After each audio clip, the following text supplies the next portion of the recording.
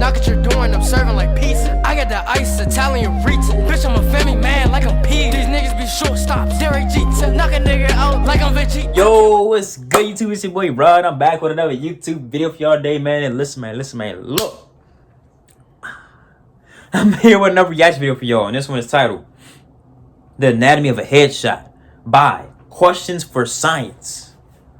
So yeah, man, we're gonna see the anatomy of a headshot and see how it kills you and what damage it actually does, man.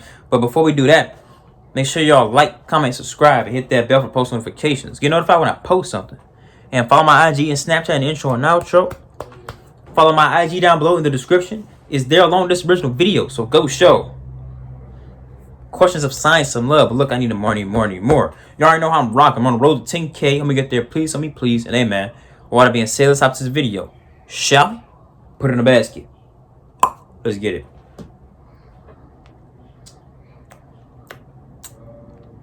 This video was voted for by patrons of Questions for Science. You already know what happens when someone is shot in the head. They usually die. They die. On the surface, yes, a headshot is a fatal wound, but beneath the gory reality, there's a lot that goes on when a bullet enters someone's skull. First things first, in terms of firearms, we're talking strictly pistols and rifles, not shotguns, because a shotgun to the head is pretty self-explanatory. Let's start at the firearm, shall we? When a bullet is fired from a pistol or rifle, the bullet travels through a rifled barrel.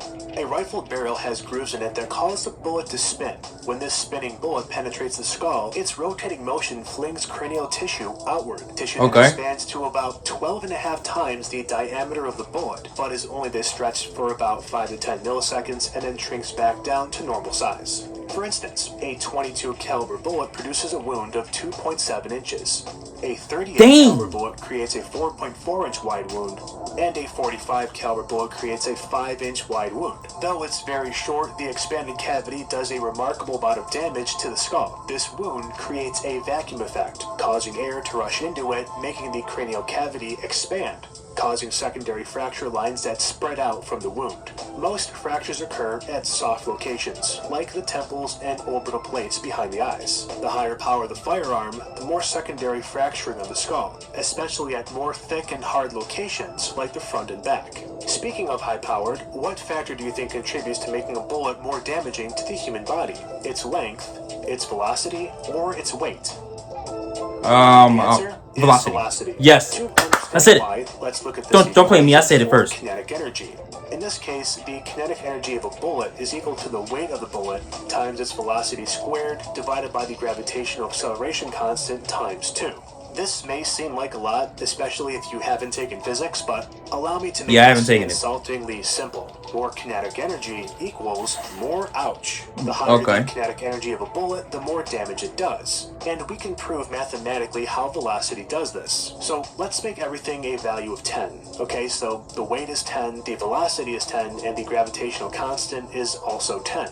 We run the equation and the kinetic energy is 50. Okay, great. When we double the weight of the bullet, the kinetic energy also doubles to 100. Now, if we double the velocity, the kinetic energy does not double, it quadruples. When there's more kinetic energy, there's just overall more damage. We're talking a stronger pressure wave through the skull, more external gases going into the head, more secondary fracturing, and even splitting of the skull itself. This is why rifles are more lethal than pistols, not because of the weight, but because of the velocity of the round.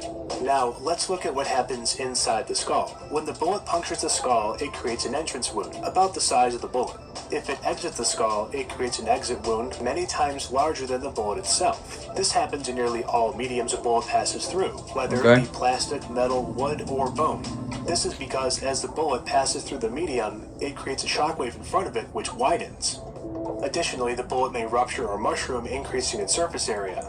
As for the interior of the skull, the bullet causes the bone to bevel. The best way I can illustrate this process of beveling is with a piece of Swiss cheese. This side of the cheese is where the bullet enters, and is very clean and small. This side is where the bullet exits and is very wide and flared out. This flaring chips pieces of the skull and launches them into the brain, causing more damage.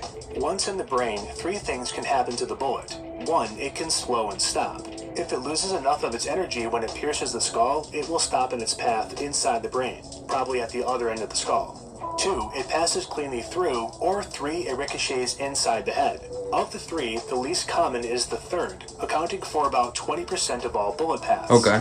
If the round was fired from a high-powered rifle, it will most likely pass through. If it's fired from a pistol, it will likely stop in the brain or ricochet. Also, interesting fact, most skull ricochets aren't like this, where the bullet bounces off at an angle, though it does happen, but not frequently. In the majority of ricochets, the bullet follows the round groove of the skull. The skull is actually very strong, and the bullet, having lost so much energy passing through, simply glides along the groove, sometimes sitting just beneath the scalp. Finally, what happens to the brain in this whole ordeal? Well, it's bad. Ooh, yeah. The brain is a solid, Very bad. elastic, and incredibly soft organ. Unfortunately, these properties do nothing to reduce the damage the brain receives from a gunshot.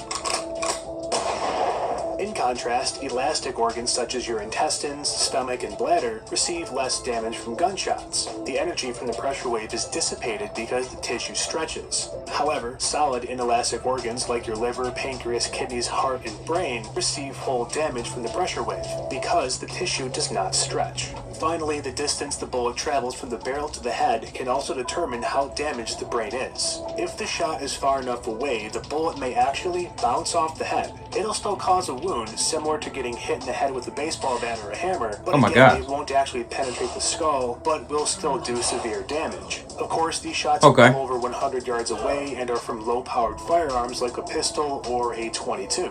Contact shots, on the other hand, where the muzzle of the firearm is placed on the victim's head and then fired, turns the brain into a literal pulp. Oh my This God. happens for two reasons. Firstly, the bullet has the highest velocity when it strikes the skull, delivering the most energy possible.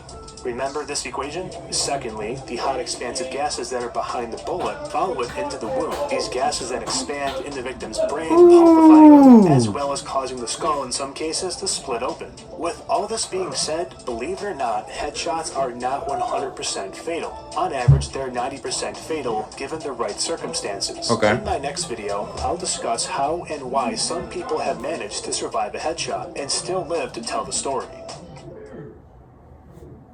Also, recently a lot of you have been asking me what my background is in, and I work in immunodiagnostics, which is really fun.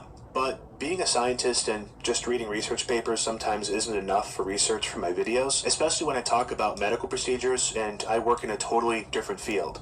That's where my dad comes in. He's a retired ICU nurse of 37 years, and he's seen a lot of stuff. He's been a big help for me, especially on some of my medical videos that get down to real specific concepts and cases. I'd be lying if I said I did all the research myself, so this is a shout out to my dad for all the help he's given me on my channel. Thanks, Dad. Yes, sir. Yes, sir. Shout out to Pops, man. Shout out to Pops. Wouldn't happen without you, man. Shout out to all the fathers out there and the future fathers, the fathers to be. Hopefully you'll play your part and do a great job. But look, well, I have faith in y'all. I have faith in my subscribers, you know what I'm saying? But look, the very informative video. I loved it. And hey, the more you know, the better you are. Right? Yeah. So make sure y'all like, comment, subscribe. Ding! Hit that bell for post notifications. Get notified when I post something. Follow my IG, Snapchat, and intro and outro. Follow my IG down below in the description. It's there along with this original video. So go show questions for science some love. But look, I need more. You already know I'm rocking on road to 10K. Let me get there. Please help me, please. And hey, with all that being said, I said hop. Wait, what? No. With all that being said, I'm gone. What the freak?